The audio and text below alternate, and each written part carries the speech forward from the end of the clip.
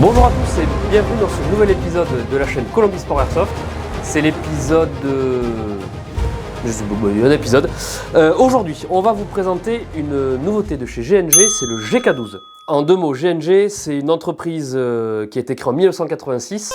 C'était une boutique en fait qui vendait des répliques d'airsoft et des petites figurines. À partir de 2001, GNG s'est mis à fabriquer des pièces détachées, des internes de Gearbox qu'ils ont proposées à d'autres marques. Et par la suite, ils ont décidé de développer leur propre gamme d'airsoft de répliques. Répliques longues, répliques de poing. Au fil des ans, la marque se forge une solide réputation en proposant des répliques fiables, très costauds, et c'est les premiers à développer le nylon fibre au détriment de l'ABS. Alors le nylon fibre, en fait, c'est des corps plastiques, mais qui sont beaucoup plus résistants et avec une finition qui est bien meilleure, en fait, qui peut même être au-delà de certains corps métal. Depuis quelques années, la marque se modernise en y ajoutant des ETU, des MOSFET et des gâchettes programmables. Et aujourd'hui, GG nous a fait parvenir la GK12. Alors la GK12, qu'est-ce que c'est? C'est l'évolution du fusil d'assaut AK-47. Alors pour faire très court, AK-47 qui date de 1947, qui était chambré en 7,62. Après ils ont sorti la AK-74 en 1974 qui était en 5,56 et la AK-12 qui est sortie en 2012. Qui est donc le développement ultime en fait de cette arme-là. On le voit tout de suite, hein, le garde-main en bois a été remplacé par un garde-main en polymère avec de nombreux rails Picatinny, notamment un sur le dessus et deux latéraux, ce qui permet du coup d'adapter beaucoup d'accessoires au standard Picatinny, donc il y en a une quantité incalculable. Quant à la crosse, ben voilà, pareil, hein, la crosse bois a été remplacée par une crosse télescopique qui ressemble beaucoup à une crosse M4 et qui est rabattable. Il y a aussi une grosse amélioration de la poignée pistolet qui est devenue beaucoup plus ergonomique et avec surtout des empreintes pour les doigts, ce qui fait que c'est beaucoup plus confortable.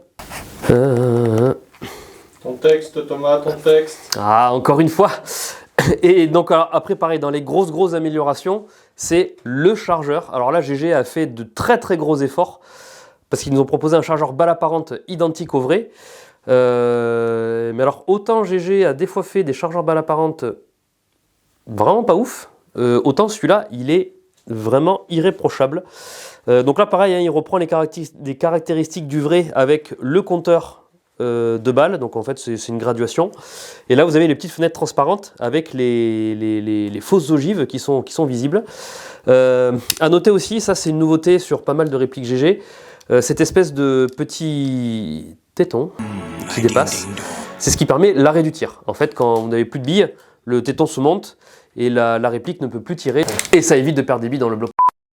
Ouais. Alors, on me dit de vous dire que cette réplique ne prend du coup que les chargeurs avec ce système là de petits tétons.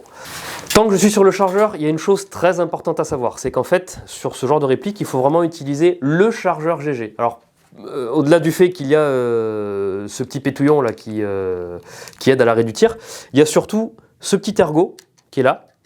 Et en fait, si vos chargeurs n'ont pas ce petit ergot, rien ne garantit le fonctionnement de la réplique. Et là aussi, pareil, une autre évolution, c'est le frein de bouche qui est super sympa, avec une espèce de pointe. Alors je sais pas si c'est pour briser des mâchoires, des portes ou... je sais pas du tout, je sais pas à quoi ça sert, mais en tout cas c'est très joli. Là je m'adresse aux gamers. Vous avez certainement déjà croisé cette réplique si vous jouez un tant soit peu aux jeux vidéo. Vous l'avez certainement vu dans Call of Duty Ghost, Advanced Warfare, Cold War, Ghost Recon, Rainbow Six, Battlefield 4, Far Cry, GTA, elle est partout.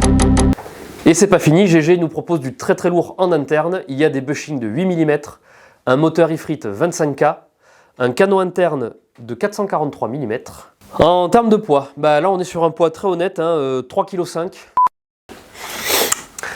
Dans les questions que vous pouvez vous poser. Alors pour mettre la batterie, vous allez voir c'est très simple. En fait c'est ce petit loquet, hop, qui se lève. Il y a un truc qui se passe. Ah voilà. Ouh. Ah oui, c'est comme pour la... C'est propre. C'est ça. C'est propre, ouais, c'est propre. Et en fait, une fois que vous avez dégagé ce petit axe, voilà, le top cover se lève.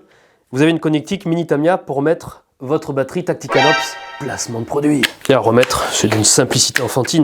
Vous l'aurez compris, ce GK12 en fait, c'est la réplique à avoir du moment. Elle est belle, elle fait son poids, c'est fun à utiliser. C'est esthétiquement très joli et ça vous démarquera des autres. Si cet épisode vous a plu, n'hésitez pas. un petit pouce bleu, c'est très important pour nous. Abonnez-vous. Si vous avez des questions, la section commentaires est ouverte. N'hésitez pas à poser vos questions. On essaiera de prendre le temps d'y répondre. À très bientôt sur notre chaîne.